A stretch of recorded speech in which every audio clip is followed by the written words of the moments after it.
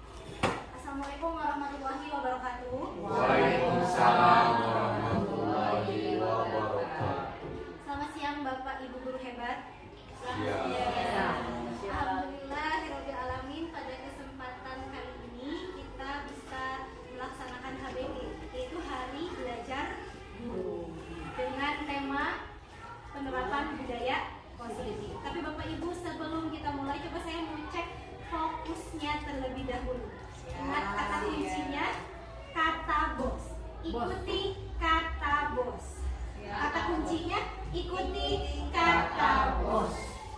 Siap? Siap. Kata bos pegang jidat. Kata bos pegang pipi. Kata bos pegang tangan.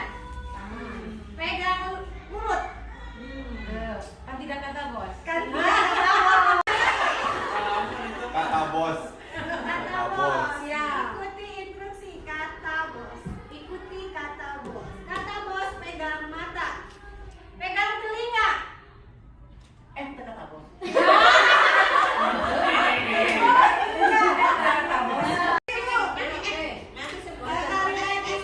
Konsentrasi kan maksudnya sebelumnya mungkin bagi ibu sendiri ya belum paham cara mainnya nah jadi tidak kata bos. Ikuti kata bos. Ini ais Kata breaking kuncinya kata untuk, bos nah. fokus Bu. Kita jadi fokus. Jadi Ya. kami guys serius. Kata bos. Sekali ini ibu penasaran. Siap. Aku lagi. Kita buat fokus bersama-sama. Ikuti kata bos. Kata bos pegang kuping. Kata bos pegang mata. Kata bos pegang tangan. Kata bos pegang mulut. Pegang mata. Enggak.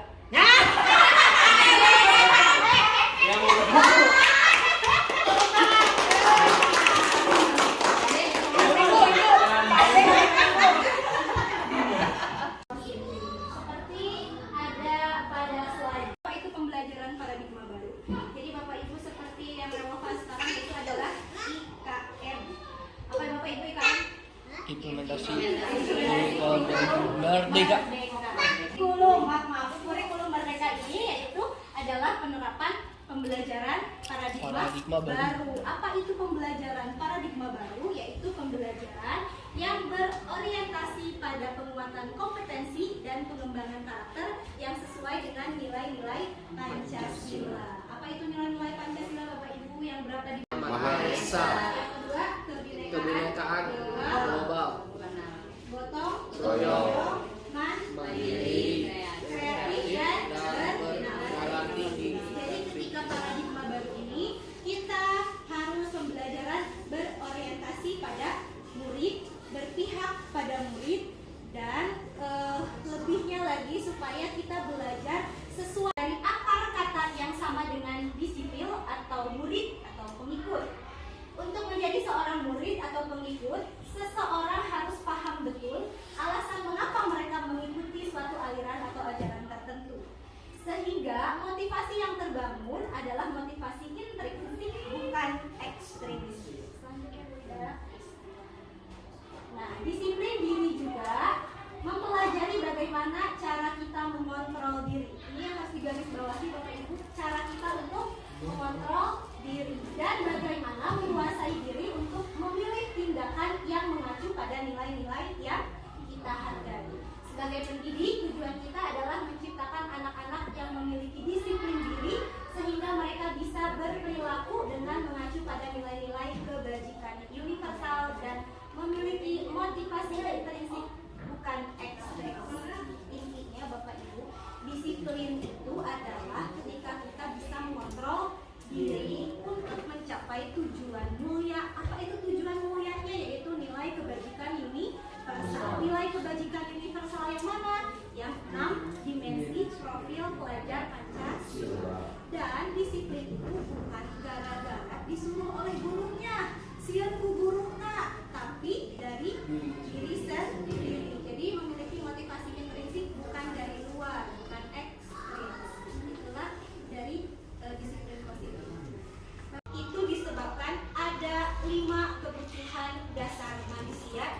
tidak terpenuhi. Tidak hanya peserta didik, tapi sama kita semua manusia mempunyai 5 kebutuhan dasar yang harus dipenuhi. Yang pertama adalah bertahan hidup.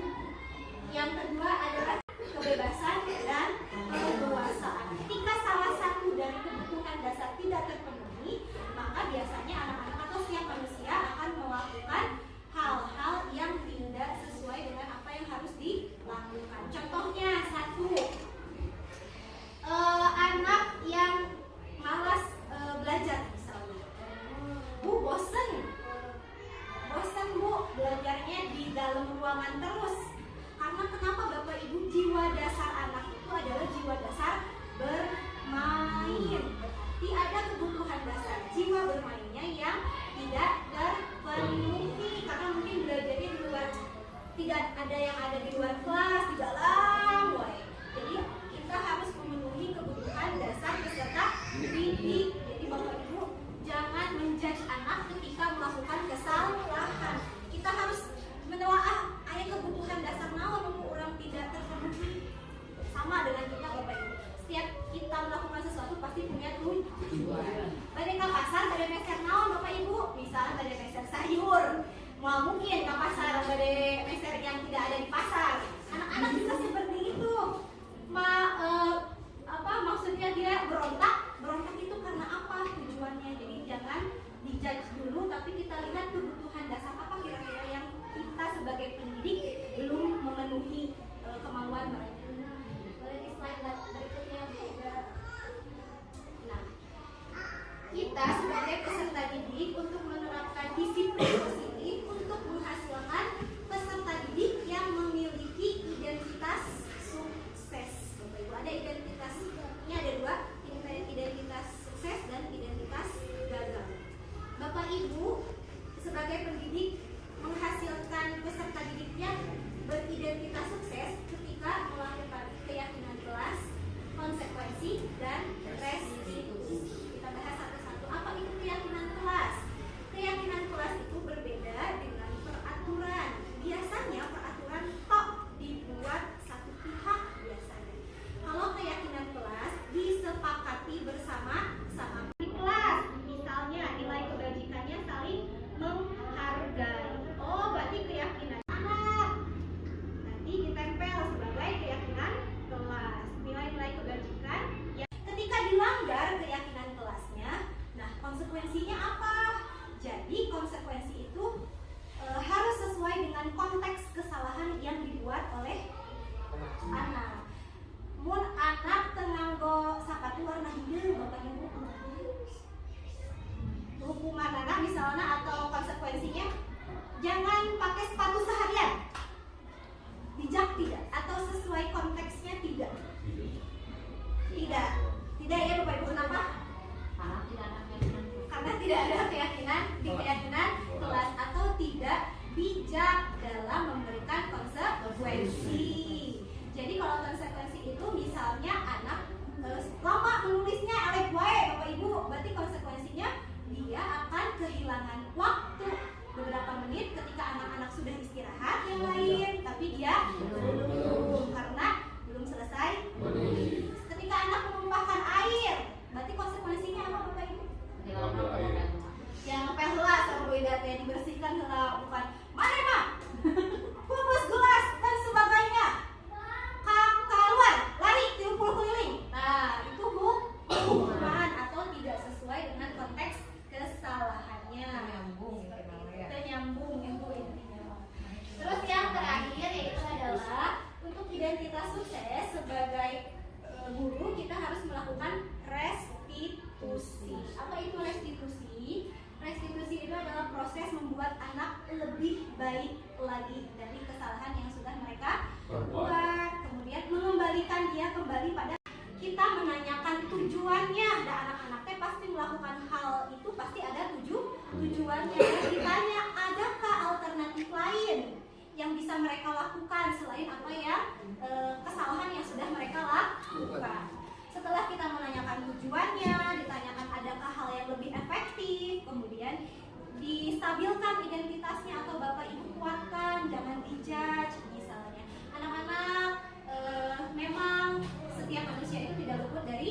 kesalahan, tapi harus bagaimana.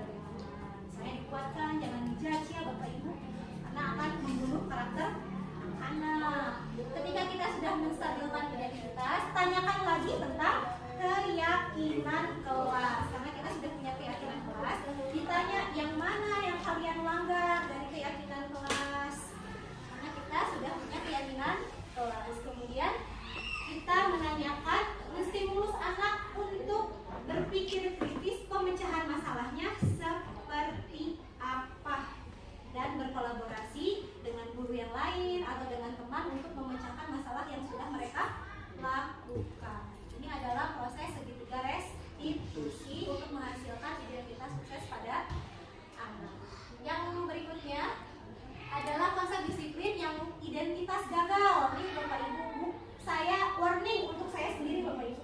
Sebenarnya untuk saya sendiri karena saya pernah selalu bisa ngejawab cepat pulang pertama. Nah, itu biasanya yang saya lakukan. Sanes ibu panggilnya ini mah abdi. Jadi itu tuh hukumnya bagaimana Bapak Ibu? Kan beneran anu bisa ngejawab pulang, anu bisa ngejawab di kelas enggak pulang. Itu tuh akan membunuh karakternya.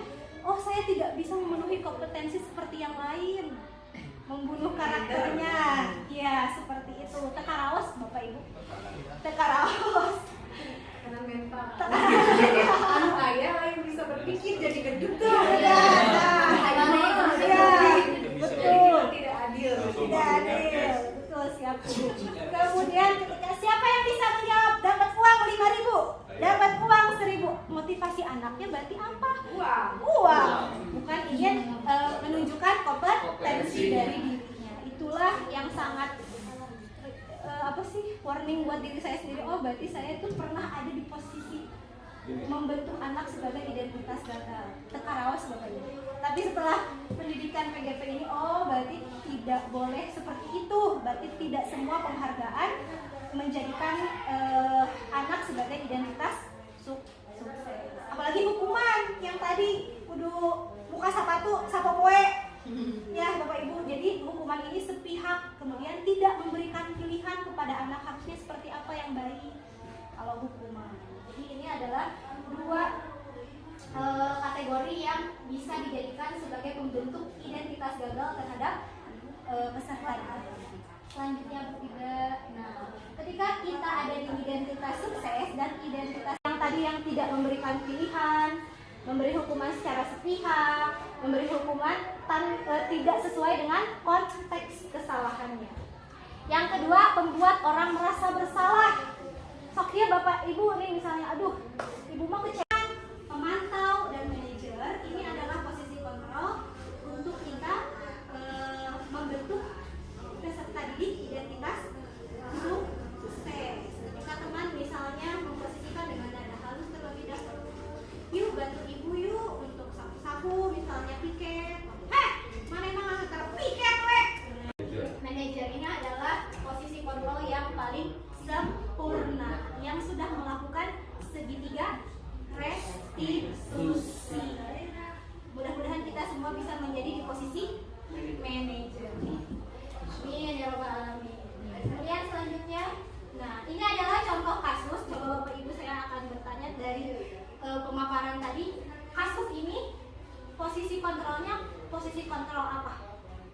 Sabrina hari itu bangun terlambat dan terburu-buru sampai di sekolah. Dia pun akhirnya sampai di gerbang sekolah, tapi baru menyadari kalau tidak menggunakan sepatu hitam seperti tertera di peraturan sekolah. Di depan pintu kelas, Bapak lupa memperhatikan sepatu Sabrina yang berwarna coklat. Sabrina berusaha menjelaskan bahwa dia terburu-buru dan salah menggunakan sepatu. Pak Lukman menanyakan Sabrina, apa peraturan sekolah tentang seragam berwarna sepatu? Sabrina menjawab sudah mengetahui sepatu harus berwarna hitam, namun terburu-buru dan salah mengenakan sepatu. Selain tidak mungkin kembali ke rumahnya karena jauh, Pak Lukman tetap bersikeras pada peraturan yang berlaku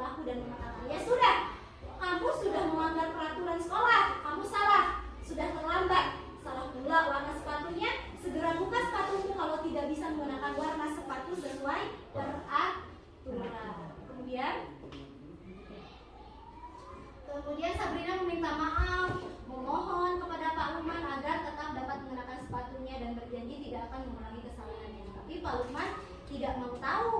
Kamu telah melanggar peraturan sekolah. Kalau tidak sanggup, ambil sepatu di rumah atau diantarkan ke sekolah. Ya sudah, kamu tidak bersepatu saja seharian di sekolah. Ini Bapak Ibu berarti posisi kontrol Pak Lukman sebagai Bang?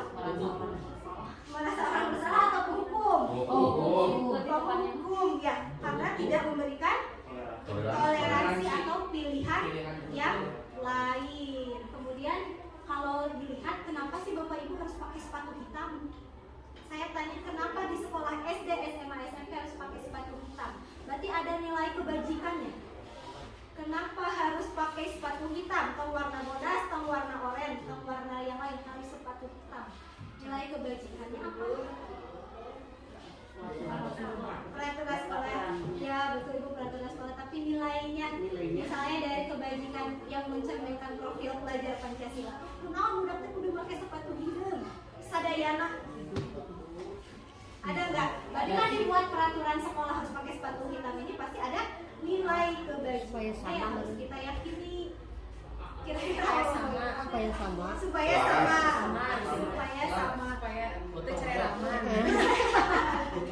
iya betul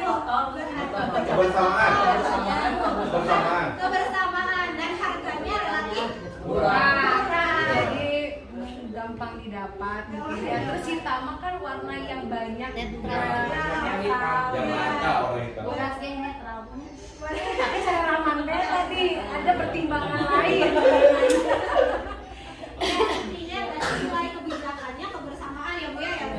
Intinya tidak ada kesenjangan sosial yang membedakan atau menyatukan kebinekaan. Itu adalah nilai kebajikan dari peraturan sekolah harus memakai sepatu hitam. Berarti memang hukuman yang diberikan oleh Pak Lukman itu tidak sesuai atau tidak bisa, makanya beliau posisi kontrolnya sebagai penghukum. Ada satu lagi, saya mau mencontohkan yang seperti ini menurut Bapak Ibu posisi kontrol yang mana? Anto dan Dino sedang bermain bersama di lapangan basket dan tiba-tiba terlibat dalam sebuah pertengkaran adu mulut. Dino pun menjadi emosi dan mengadakan kontak fisik, menarik kemeja Anto dengan kasar sampai 3 kancingnya terlepas. Pada saat itu, guru piket langsung melerai mereka dan membawa mereka ke ruang kepala sekolah. Ibu Suti sebagai kepala sekolah berupaya menenangkan keduanya, terutama Dino. Dino, sepertinya kamu saat ini sedang marah sekali. Mendengar itu, Dino pun mengalir bercerita tentang kekesalan hatinya. Ibu Suti pun melanjutkan bahwa membuat kesalahan adalah hal yang manusiawi dan bahwa mempertahankan diri hal yang penting. Namun, meminta Dino memikirkan cara lain yang mungkin lebih efektif karena saat ini Dino berada di ruang kepala sekolah. Selanjutnya, Ibu Suti melanjutkan bertanya tentang keyakinan sekolah yang disepakati serta apakah Dino bersedia memperbaiki kesalahan yang telah dilakukan terhadap Dino. Dino pun akhirnya perlahan mengangguk. Kemudian Ibu Suti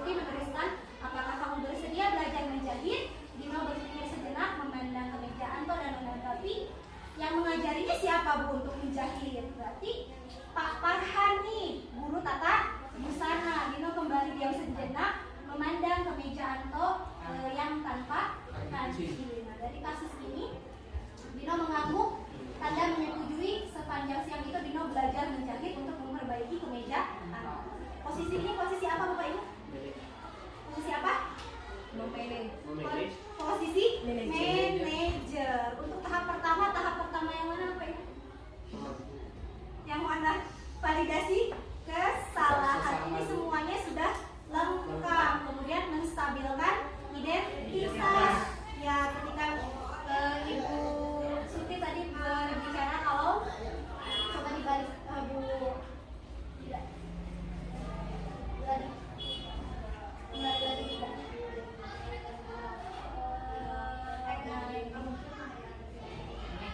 Nah, ini kesalahan adalah hal yang manusiawi dan apa mempertahankan diri adalah hal yang penting. Ini adalah menstabilkan identitas atau penguatan kepada peserta didik yang sedang berseteru. Jadi Ya. kedua-duanya dikasih penguatan. Jadi tidak didownkan. Didownkan. Memang dua-duanya salah, tapi ada juga mungkin benarnya karena masing-masing punya alasan dan tujuan. Ya, karena memang ada penguatan tentang mempertahankan diri. Betul. Ya, siap. Kemudian menanyakan keyakinan bahwa tiga tahapan tes itu sudah dilakukan, berarti beliau dan kolaborasi antara guru tatap bersama untuk menyelesaikan masalah. Jadi kemudian ditanya kepada anak untuk mereka berpikir secara kritis bagaimana cara menyelesaikan masalah yang sudah dia lakukan. Ini adalah posisi kontrol sebagai manajer. Baik, Bapak Ibu, itulah salah satu materi dari program Guru Penggerak tentang budaya positif. Ini bisa kita lakukan baik di kelas minimal